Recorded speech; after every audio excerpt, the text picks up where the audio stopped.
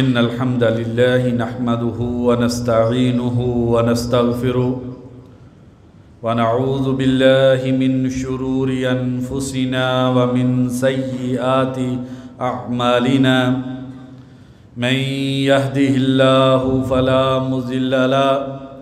ومن يضلل فلا هادي له وأشهد أن لا إله إلا الله وحده لا شريك له وأشهد أن محمدًا عبده ورسوله أما بعد فإن أصدق الحديث كتاب الله وخير الهدي هدي محمد صلى الله عليه وسلم وشر الأمور محدثاتها وكل محدثة بدعة وكل بدعة ضلالة يا أيها الذين آمنوا اتقوا الله حق تقاته ولا تموتن إلا وأنتم مسلمون يا أيها الناس اتقوا ربكم الذي خلقكم من نفس واحدة وخلق منها زوجها وبث منهما رجالا كثيرا ونساء واتقوا الله الذي تساءلون به والأرحام إن الله كان عليكم رقيبا يا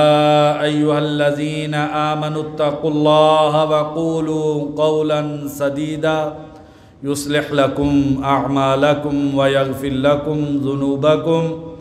ومن يطع الله ورسوله فقد فاز فوزا عظيما أما بعد فأعوذ بالله من الشيطان الرجيم فأما الزبد فيذهب جفاء وأما ما ينفع الناس فيمكث في الأرض كذلك يضرب الله الحق والباطل فأما الزبد فيذهب جفاء وأما ما ينفع الناس فيمكث في الأرض كذلك يضرب الله الأمثال۔ ہر قسم کی حمد و ثنا،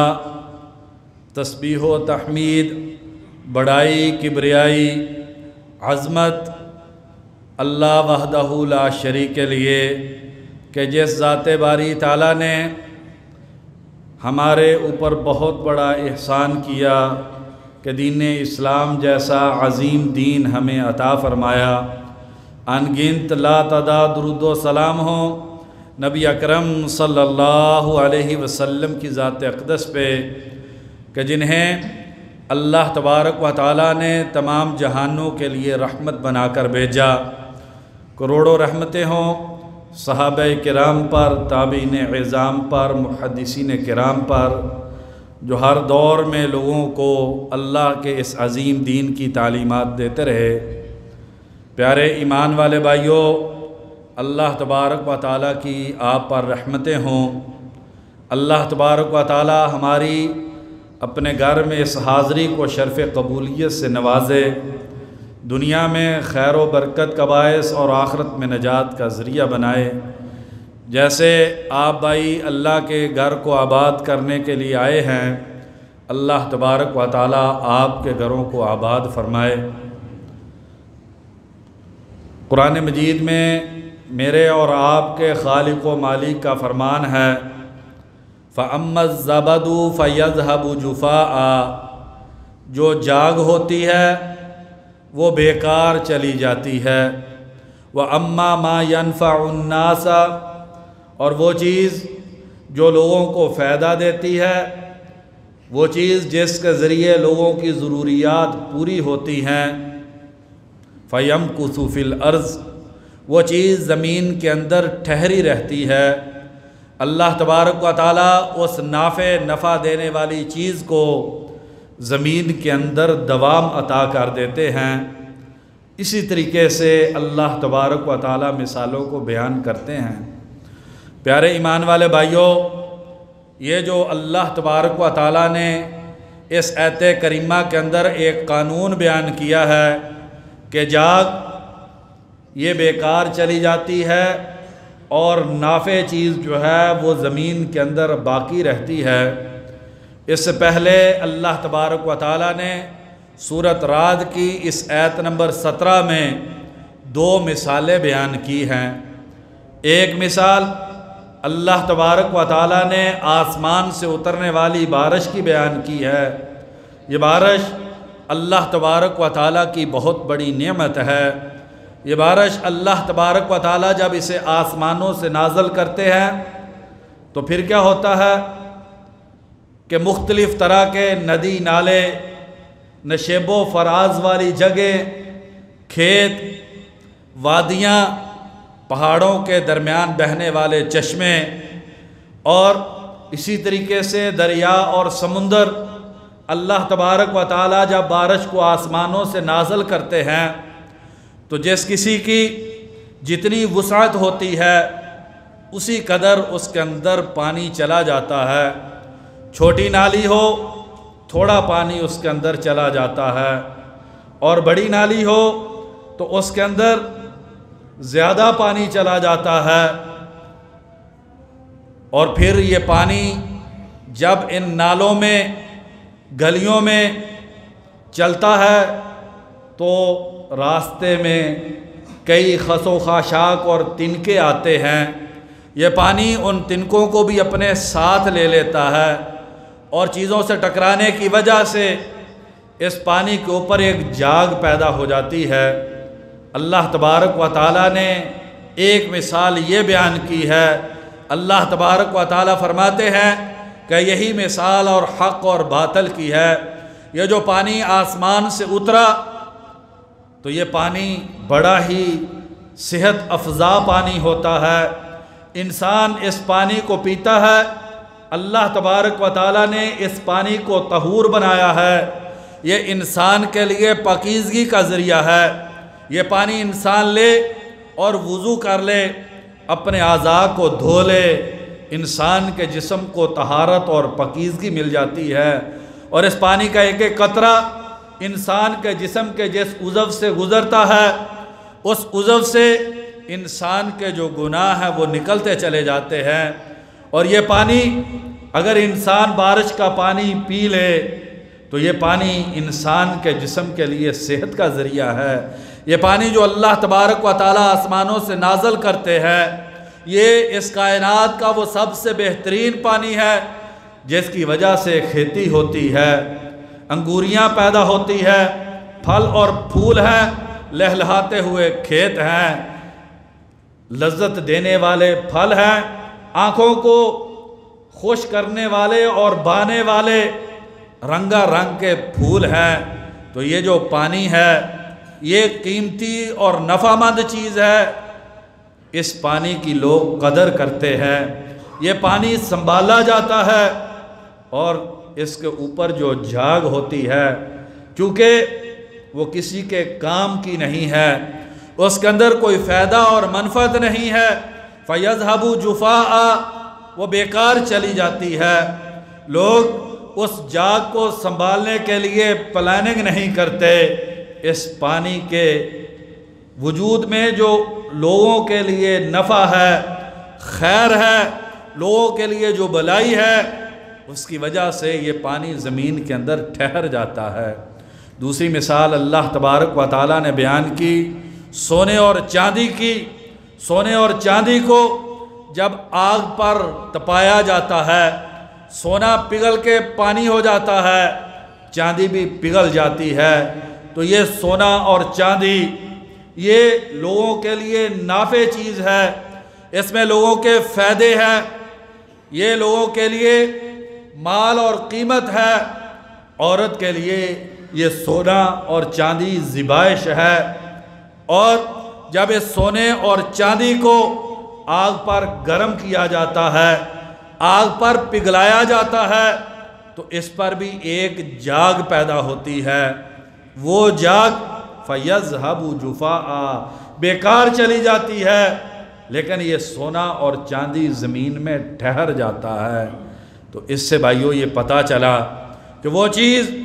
جو لوگوں کے لیے فائدے مند ہے، اس چیز کو اللہ تبارک و تعالیٰ دوام دیتے ہیں، اور اس چیز کی قدر اور قیمت ہوتی ہے تو انسان کو بھی چاہیے کہ وہ لوگوں کے لیے نافع بن جائے، انسان لوگوں کے لیے خیر اور برکت کا ذریعہ بن جائے، انسان کی زندگی وہ ایسی زندگی ہو کہ اس سے ہر انسان کو فائدہ پہنچے۔ سیدنا ابو ذر رضی اللہ عنہ بیان کرتے ہیں، مسند احمد کی حدیث ہے، نبی اکرم صلی اللہ علیہ وسلم نے فرمایا تم میں سے ہر ایک کو صدقہ کرنا چاہیے۔ اللہ تبارک و تعالیٰ نے جو تم کو اعضاء عطا کیے ہیں اس کے شکر کے طور پر تم کو صدقہ کرنا چاہیے۔ یہ آنکھوں کی نعمت، اس میں اللہ تبارک و تعالیٰ نے دیکھنے کی طاقت رکھی ہے۔ جس کے پاس آنکھیں ہو ان آنکھوں کا شکر کرتے ہوئے صدقہ کرے۔ ان کانوں میں سننے کی طاقت ہے، یہ بہت بڑی نعمت ہے۔ اس نعمت کی قدر کرتے ہوئے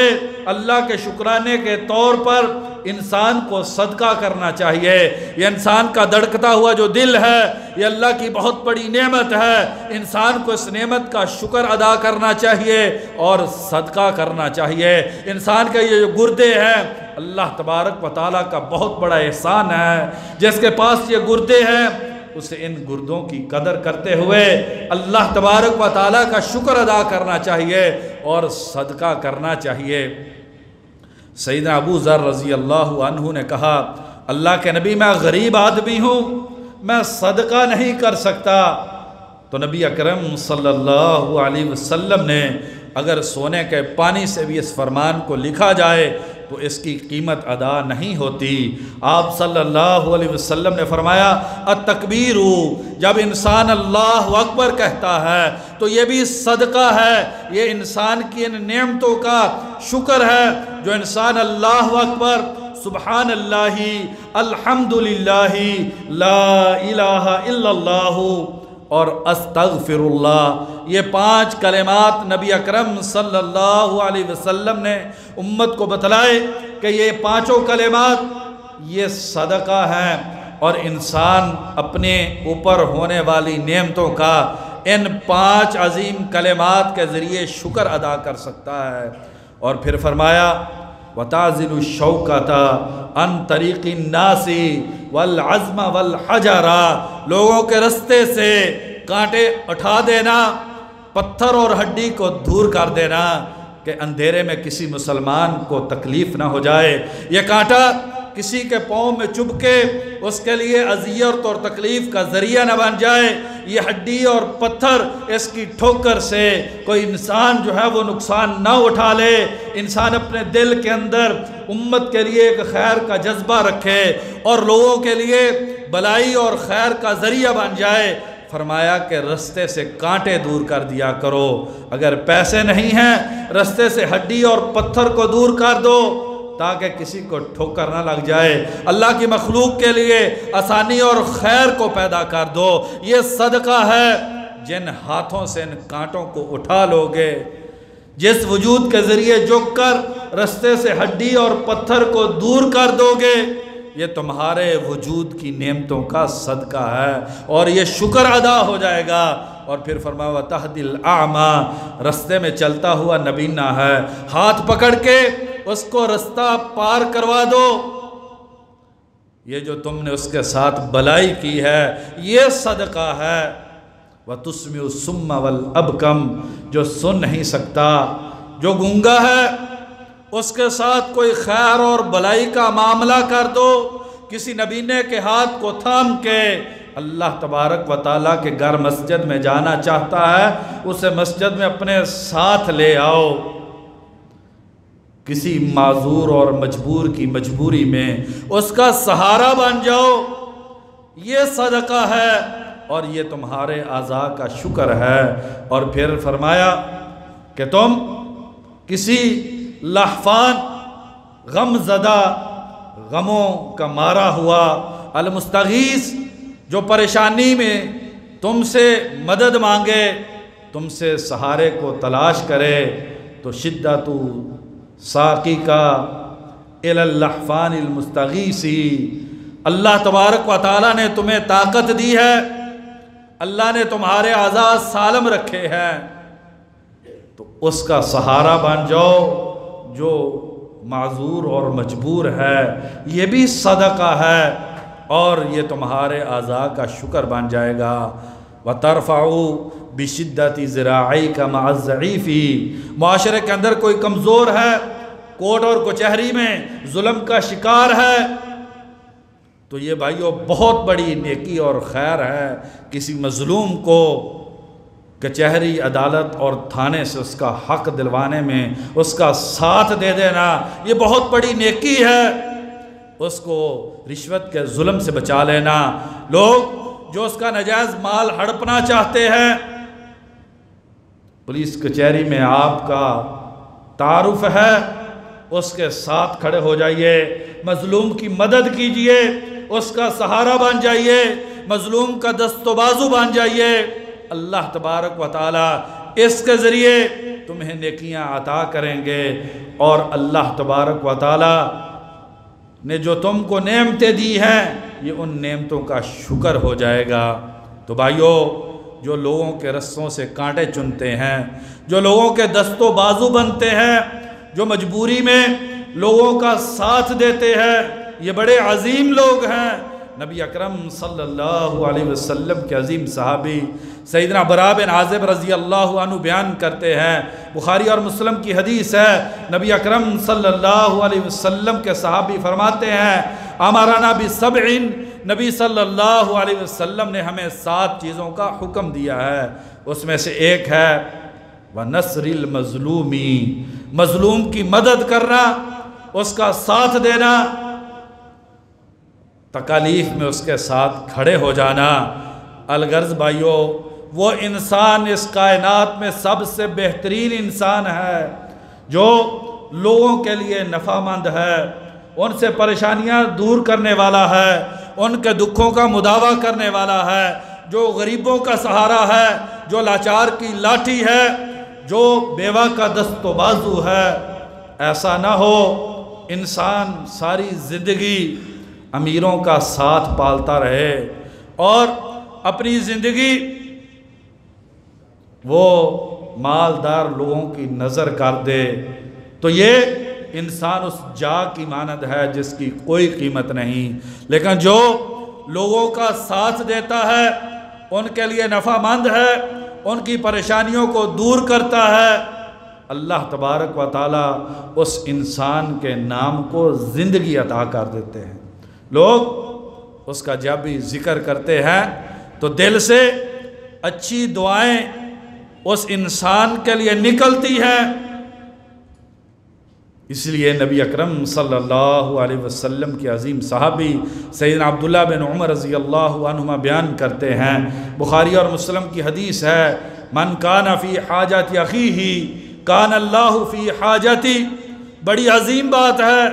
جو اپنے کسی بھائی کی ضرورت کو پورا کرنے کے لیے اس کا ساتھ دیتا ہے، اس کے ساتھ چل کے جاتا ہے، اللہ تبارک و تعالی اس ساتھ دینے والے کی حاجت اور ضرورت کو پوری کر دیتے ہیں۔ بھائیو، اندازہ کریں اس انسان کی عظمت کا جو دوسروں کے ساتھ بھلائی کرتا ہے، ضرورت میں ان کے کام آتا ہے، اللہ تبارک و تعالی اس انسان کی ضرورتوں کو خود پورا کرتے ہیں، اور جس انسان کی ضرورتیں اللہ تبارک و تعالی پوری کریں اسے دنیا میں کسی چیز کی کمی نہیں ہو سکتی۔ اور پھر فرمایا وَمَن نَفَّسَ عَن مُسْلِمٍ قُرْبَةً مِّن قُرَبِ الدُّنْيَا، جس نے کسی مسلمان سے دنیا کی کسی پریشانی کو دور کر دیا، نفس اللہ عنہ قربتاً من قرب یوم القیامہ،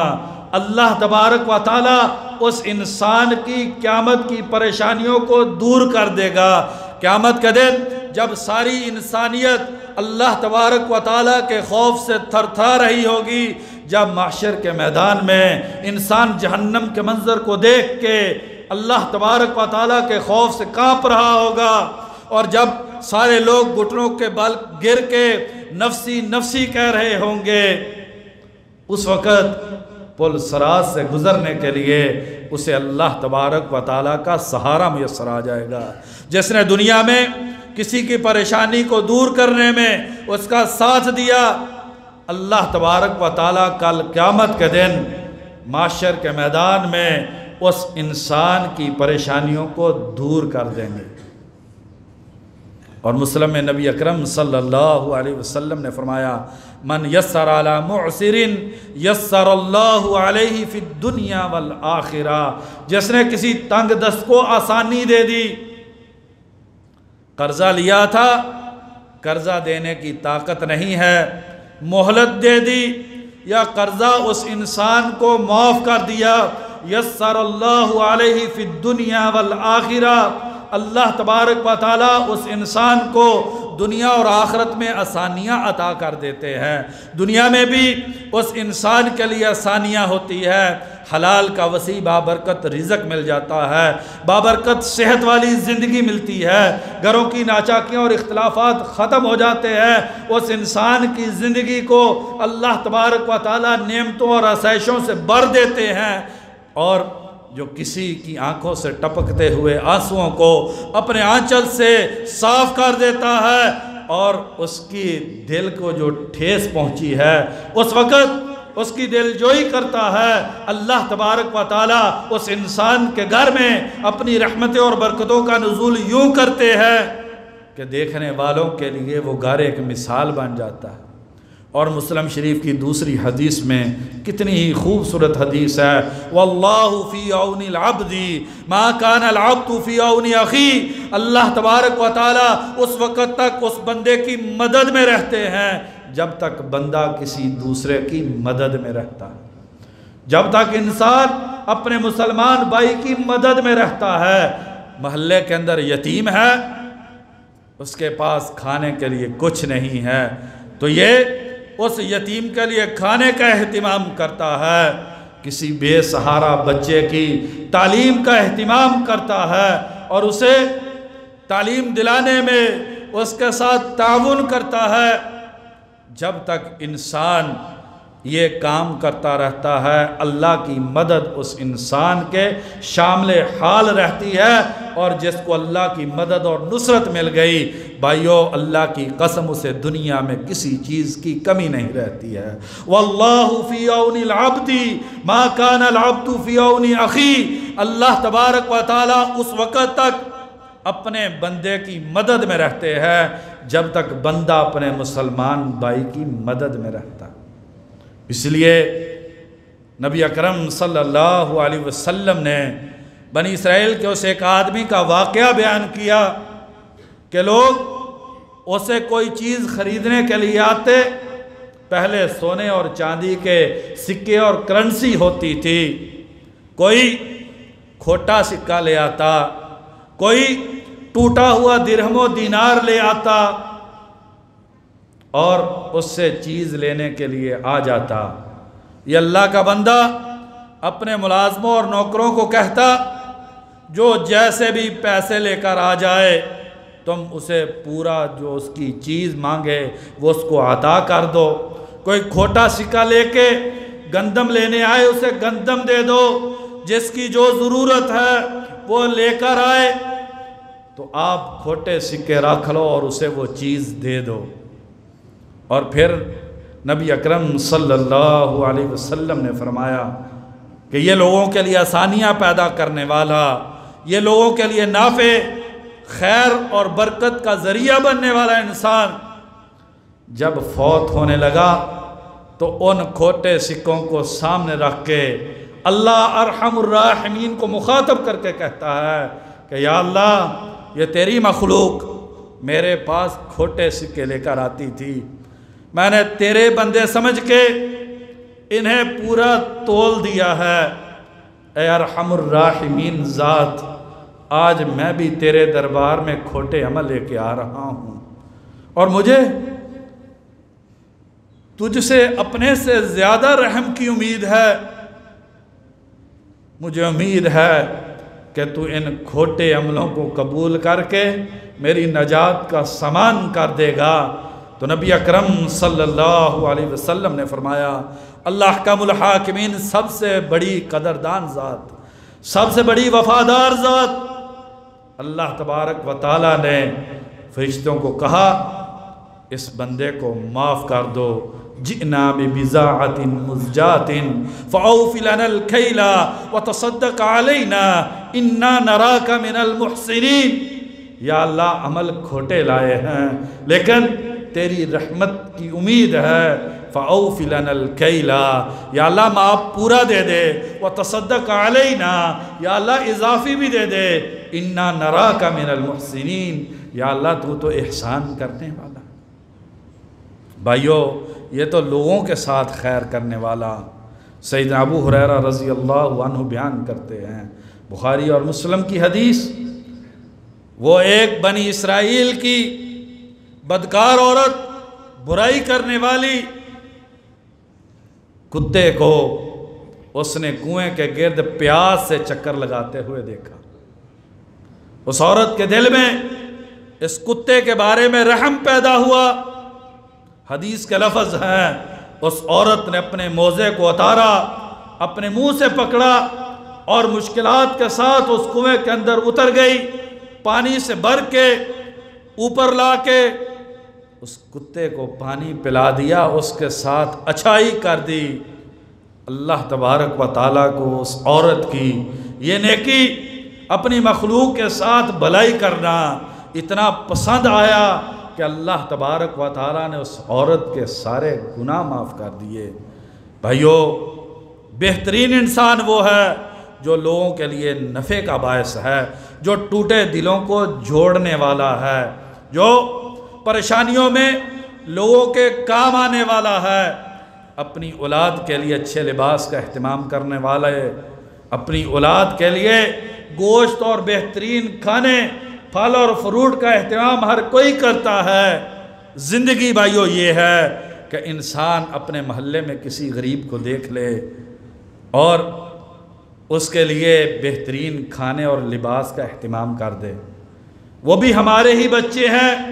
نبی اکرم صلی اللہ علیہ وسلم نے قرآن مجید کے بعد اس کائنات کی سب سے صحیح ترین کتاب بخاری شریف کی حدیث ہے، الساعی علی الارملۃ والمساکین کالمجاہد فی سبیل اللہ، جس انسان نے بیوہ کے ساتھ تعاون کیا اور مسکین کا سہارا بن گیا، کالمجاہد فی سبیل اللہ، اللہ تبارک و تعالیٰ اسے اپنے رستے میں جہاد کرنے والے کا اجر دیتے ہیں۔ انا وکافل الیتیم کہاتین فی الجنۃ، یتیم کی سرپرستی کرنے والا، اس کے لیے اچھے لباس کا اہتمام کرنے والا، اس کے لیے خوراک کا اہتمام کرنے والا، اپنے بچوں کی طرح اس کی بہترین تعلیم کا اہتمام کرنے والا، اپنے بچوں کے منہ سے تھوڑے سے نوالے لے کے محلے کے اندر موجود غریب، یتیم اور مسکین کے منہ میں وہ روٹی کے نوالے ڈالنے والا، فرمایا میں اور وہ جنت میں یوں ایک ساتھ ہوں گے۔ ٹوٹے دلوں کو جوڑیے بھائیو، مشکلات میں لوگوں کے کام آئیے۔ نبی اکرم صلی اللہ علیہ وسلم نے فرمایا، ابو داؤد شریف کی حدیث ہے، الا اخبرکم بافضل من الصیام والصلاۃ والصدقۃ، صحابہ میں تمہیں روز و نماز اور صدقے سے بہترین چیز نہ بتلاؤں؟ روزہ، ایک روزہ 70 سال انسان کو جہنم سے دور کر دیتا ہے۔ مسلم شریف کی حدیث ہے، ایک روزہ انسان کو جہنم سے 70 سال دور کر دیتا ہے۔ یہ نماز نبی اکرم صلی اللہ علیہ وسلم نے فرمایا، مسلم شریف کی حدیث ہے، جس نے پورے دل کی توجہ کے ساتھ 2 رکعت نماز پڑھی، اس کے گزشتہ سارے گناہ معاف ہو جاتے ہیں اور اس کے لیے جنت واجب ہو جاتی ہے۔ اتنی عظیم عبادات سے بھی بڑی عبادت۔ قالوا بلا یا رسول اللہ صلی اللہ علیہ وسلم، صحابہ نے کہا اللہ کے نبی ضرور بتلائیے، وہ کتنی عظیم عبادت ہوگی جو روزے، نماز اور صدقے سے بھی افضل ہے۔ فرمایا اصلاح ذات البین، خاندانوں کے حالات کو درست کرنا۔ بھائی لڑ گیا ہے، آپس میں چپکلش ہو گئی ہے، نفرتوں کو ہوا نہیں دیتا، نفرتوں کو ختم کرنے والا، ٹوٹے خاندانوں کو جوڑنے والا، بھائی کو بھائی سے ملانے والا، اصلاح ذات البین،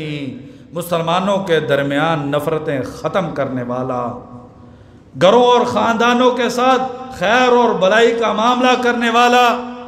یہ نہیں کہ بچی کا کوئی مسئلہ بن گیا ہے، اللہ سب کی بچیوں کی حفاظت فرمائے، ہوائیں دے دے کے نفرتیں پیدا کر کے خاندانوں کو لڑاتا نہیں ہے، بلکہ اصلاح ذات البینی، دل کے دل سے جوڑتا ہے۔ فرمایا کہ یہ روزے، نماز اور صدقے سے افضل ہے، اور اس کے مد مقابل فرمایا وَفَسَادُ ذَاتِ بَيْنِ الْحَالِقَةُ، اور لوگوں کے درمیان نفرتیں پیدا کر دینا، دیواریں کھڑی کر دینا، بھائی کو بھائی سے جدا کر دینا، بیٹے کو باپ کے مد مقابل کھڑا کر دینا، خاندانوں میں دراڑیں ڈال دینا۔ الحالقۃ، یہ انسان کے دین کو، دنیا کو برباد کر دینے والا عمل ہے۔ آئیے بھائیو، ہم بھی معاشرے میں لوگوں کے لیے نافع بنیں۔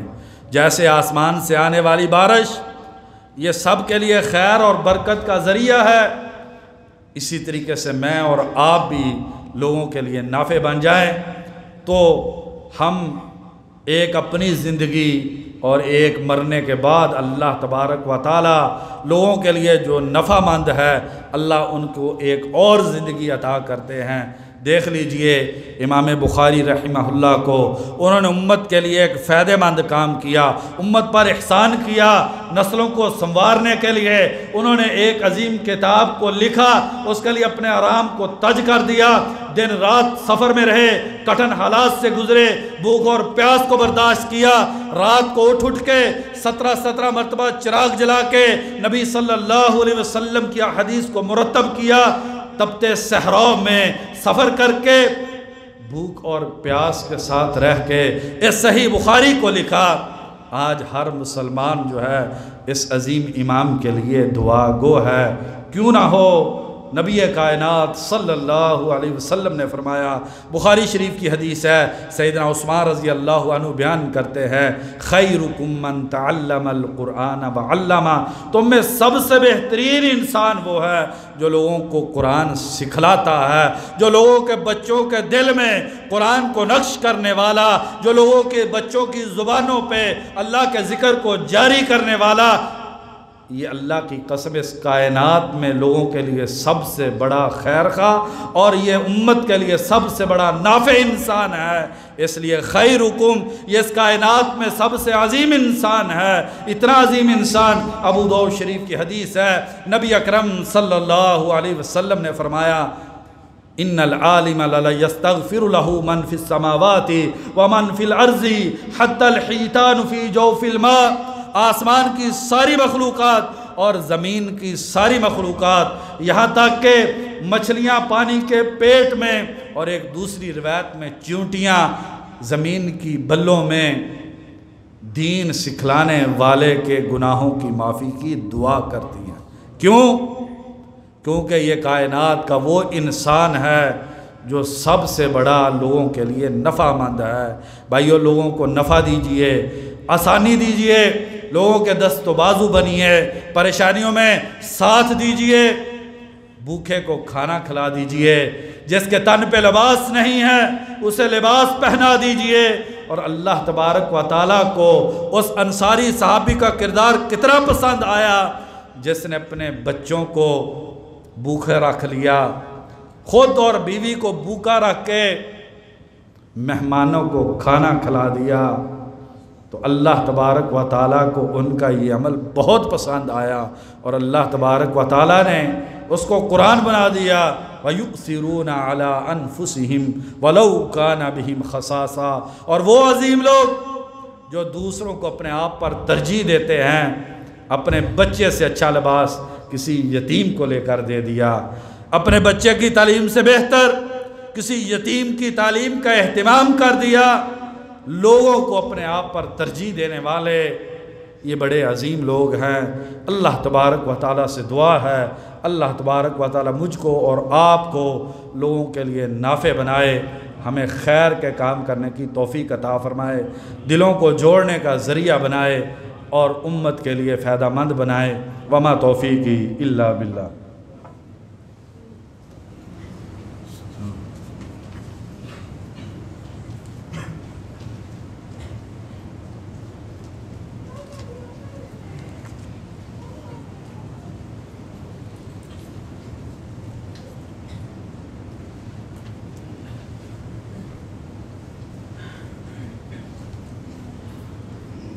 إن الحمد لله نحمده ونستعينه ونستغفره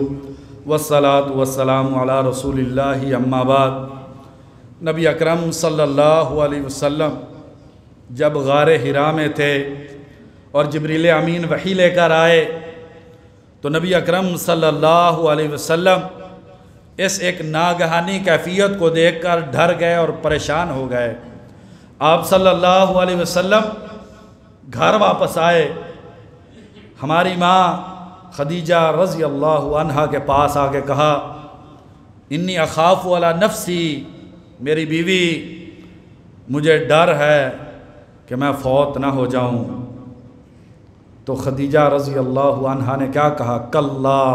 واللہ لا یخزیک اللہ ابدا، نہیں، اللہ کی قسم، اللہ تبارک و تعالی آپ کو ذلیل اور رسوا نہیں کریں گے۔ کیوں؟ انک تحمل الکلا، کیونکہ آپ معاشرے کے کمزور لوگوں کا سہارا ہیں۔ معاشرے میں جو یتیم ہیں آپ ان کا سہارا ہیں، جو معاشرے کی بڑھیا ہے۔ نبی اکرم صلی اللہ علیہ وسلم چل رہے ہوتے، ایک عورت صحابہ اس کا احترام کرتے۔ پوچھا گیا کیوں احترام کرتے؟ کہا ایک دن نبی صلی اللہ علیہ وسلم جا رہے تھے، اس عورت بڑھیا نے روکا اور نبی صلی اللہ علیہ وسلم کافی دیر تک اس بوڑھی عورت کے پاس کھڑے رہے، اس لیے ہم اس عورت کی عزت کرتے ہیں۔ اس عظیم نبی کے ماننے والوں، ہمیں بھی عظیم بننا چاہیے۔ یہ نہیں امیروں کے لیے دن میں گھنٹوں وقت ہو اور غریب کے لیے زندگی میں وقت نہ ہو۔ امیروں کو دعوتیں کھلانے کے لیے پیسے ہوں اور بہترین ہوٹلوں پہ جا کے کھانا کھلایا جائے، اور اگر کوئی پھٹے کپڑے پہنے ہوا غریب آ جائے تو اس کے ساتھ وہ معاملہ نہ کیا جائے۔ تو کہا انک تحمل الکلا، آپ مجبور اور لاچار کا بوجھ اٹھاتے ہیں، وتکسب المعدوم، اور جس کے پاس پیسے نہیں ہوتے آپ خود کما کے اس کو اپنی کمائی کا پیسہ لے جا کر عطا کرتے ہیں۔ وَتُعِينُ عَلَى نَوَائِبِ الْحَقِّ، اور حق کی بنیاد پہ اگر کسی کو پریشانی آتی ہے آپ ان کی مدد کرتے ہیں۔ یہ ہمارے نبی اکرم صلی اللہ علیہ وسلم کی سیرت ہے، ہمیں بھی ویسا بننا چاہیے۔ ایک مرتبہ نبی اکرم صلی اللہ علیہ وسلم جہاد کے لیے نکلے، بخاری شریف کی حدیث ہے، اور صحابہ روزے سے، کچھ صحابہ کا روزہ نہیں، جو صحابہ روزے کی مشقت کی وجہ سے بھوک اور پیاس سے تھکے ہوئے، اور یہ صحابہ جن کا روزہ نہیں ہے، انہوں نے جانوروں سے سامان اتارا، خیموں کو نصب کیا اور ان روزے دار مومن بھائیوں کے لیے آرام کا اہتمام کیا۔ آپ صلی اللہ علیہ وسلم نے صحابہ کو مخاطب کر کے فرمایا ذہب المفطرون اليوم بالاجر، آج روزہ چھوڑنے والے اجر لے گئے۔ لوگوں کی خدمت کیجئے، ان کے ساتھ اچھائی کیجئے، بھلائی کا معاملہ کیجئے، تو اللہ تبارک و تعالی آپ کو بھی ہر طرح کی خیر عطا فرمائیں گے۔ یہ سوال آیا ہے، نماز پنجگانہ میں امام کا مصلی پر پہنچنے سے پہلے لوگوں کا کھڑے ہو جانا کیسا ہے؟ بخاری شریف کی حدیث ہے، ابو قتادہ رضی اللہ عنہ بیان کرتے ہیں نبی اکرم صلی اللہ علیہ وسلم ایک مرتبہ گھر سے آئے اور آپ صلی اللہ علیہ وسلم کبھی لیٹ آ جاتے۔ بخاری شریف کی حدیث ہے، ایک مرتبہ آپ صلی اللہ علیہ وسلم اتنا لیٹ آئے کہ رات کا 1/3 حصہ گزر گیا، صحابہ صفوں میں بیٹھے بیٹھے سو گئے، سر ان کے جو ہے وہ نیچے جھکنے لگے، اور آپ صلی اللہ علیہ وسلم آئے اور نماز پڑھائی۔ تو کبھی کبھار آپ صلی اللہ علیہ وسلم لیٹ ہو جاتے۔ اس کا مطلب یہ نہیں ہے کہ امام کو وقت کی پابندی نہیں کرنی چاہیے، نہیں، لوگوں کی حالت کا خیال کرتے ہوئے امام کو اس بات کا خیال رکھنا چاہیے کہ وہ بر وقت نماز پڑھانے کے لیے آئے۔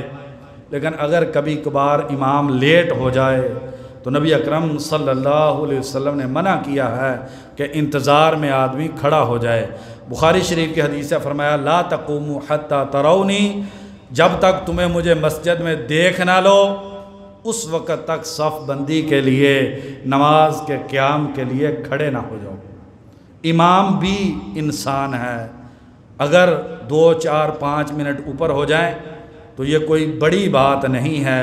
اگر مقتدی لیٹ ہو جاتے ہیں تو امام بھی لیٹ ہو سکتا ہے، اس لیے جب تک امام مسجد میں نہ آئے اس وقت تک کھڑے نہیں ہونا چاہیے، اور نہ ہی اس پر ناگواری کا کوئی اظہار کرنا چاہیے۔ اور آدمی جو ہے اس قسم کی اس انسان کے لیے کوئی بات کرے کہ جس کا بہت بڑا احسان ہے کہ وہ ہمیں کو مسجد میں مصلی پہ کھڑے ہو کے ہمارے لیے دعا کرتا ہے، سمیع اللہ لمن حمیدہ، یا اللہ میرے پیچھے جو کھڑے تیری حمد کر رہے ہیں یا اللہ تو ان کی حمد کو قبول کر لے۔